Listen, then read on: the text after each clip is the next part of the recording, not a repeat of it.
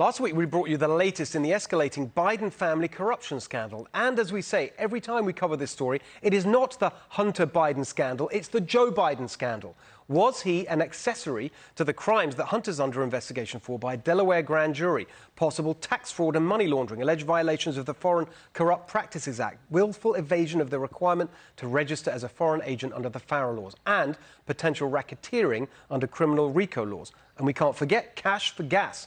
How much U.S. taxpayer money was sent to the Ukrainian gas company Hunter Biden was being paid a fortune by when Joe Biden was in charge of Ukraine policy? Joining us now is the person who can get the answers, ranking member of the House Committee on Oversight and Reform, Congressman James Comer. Congressman, you recently obtained new documents of James Biden where he allegedly promised to use his political connections in the Middle East, that's the president's brother, to secure a loan. Tell us more about that. Well, this is the first time that we've seen any evidence linking the Biden crime family to the Middle East. And when you look at the whole Biden business model with respect to Hunter Biden and Jim Biden, it's always been to peddle influence, to sell the Biden name, and to promise potential investors and potential people who would pay for their services access to the government at the highest levels, not just in the United States, but in other countries. So we've found documents where there's a pending lawsuit in federal bankruptcy court where a potential investor came to James Biden and asked him for his help, and he promised them that he could use the Biden family name to get them capital funding, seed funding, from the Middle East. And this is the first time that the countries of Saudi Arabia or Qatar have come into the mix, along with Russia, China, and Ukraine. So everywhere where the Bidens have been operating, it's a country of suspicion. It's a country that's not an adversary of ours. And it's just another example of the wrongdoing of this administration. The whole reason we're spending so much time investigating Hunter Biden and Jim Biden is because we know that Hunter Biden is a national security threat, and we fear that the problems and the shady business dealings from Hunter and Jim Biden have compromised this president. Well, that's the thing. I just want to make sure that we focus on the heart of it is Joe Biden, right? And that's why I'm really interested in this, what I call cash for gas, because this is the money trail. I think we need public money, taxpayer money. We know that taxpayer money went to the Ukraine gas sector. The question is, did it go to Burisma, the company that Hunter Biden was on, when Joe Biden was in charge of the policy? Will you be able to find that out if we take back the House and you're in charge of the committee? Absolutely. We will have full subpoena power. The chairman of the House Oversight Committee has full subpoena power. I think we've uncovered a lot just being in the minority.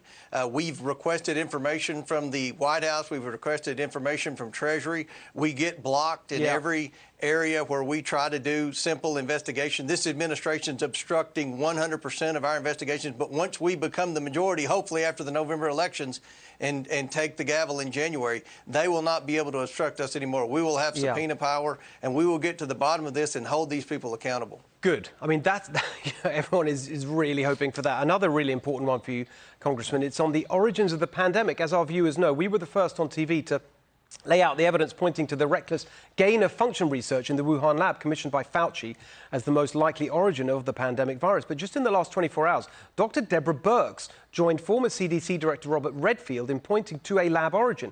She told the Daily Mail that the virus, quote, came out of the box ready to infect and that accidents happen. Labs aren't perfect, people aren't perfect, we make mistakes, and there can be contamination. Congressman, if you take back the House in November, will you also pursue Fauci's role in this so we finally get some accountability there? Hunter Biden and Dr. Fauci will be the two top people that we investigate in the House Oversight Committee, because there's so much that the American taxpayers are having to cope with because of the misdeeds of these two people. You know, we unearthed the emails that showed in the very beginning Dr. Fauci's earliest advisors from February of 2020 said when this first was happening that this is obviously a lab leak and this is obviously a man-made virus. So Dr. Fauci spent the next 3 weeks trying to get his advisors together. He told them to stop emailing so there wouldn't be any FOIA evidence there. And he said, look, we need to be on the same page here. There were emails that we also unearthed between Dr. Collins at NIH and Dr. Fauci, who were clearly worried about all the rumors of this being a lab leak theory. We knew sooner or later people would start talking. This isn't going to be kept bottled up by Dr. Fauci forever. Dr. Fauci at one time was a very powerful, very popular person in America. Now he is not. And I think people are going to come out of the woodwork.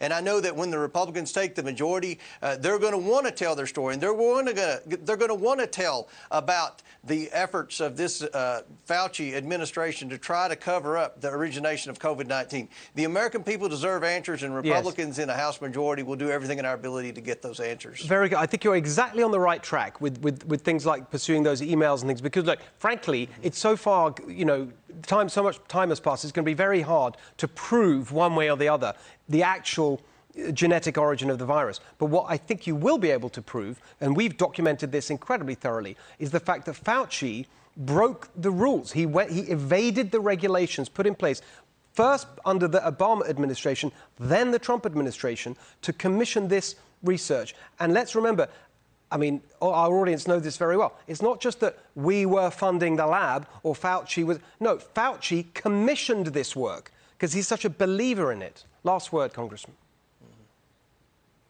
Yeah, Dr. Fauci is what I would consider a mad scientist. And he lied about using taxpayer dollars to go to fund gain-of-function research. He lied about the taxpayer dollars that went to EcoHealth Alliance. He's, from day one, not been truthful with the American people. And I think you're going to see a Republican majority go all in to try to get the truth from what really happened with Dr. Fauci and the Wuhan lab. Very good. Well, I have a feeling we'll be seeing a lot more of you in that event, Congressman. Great to see you tonight.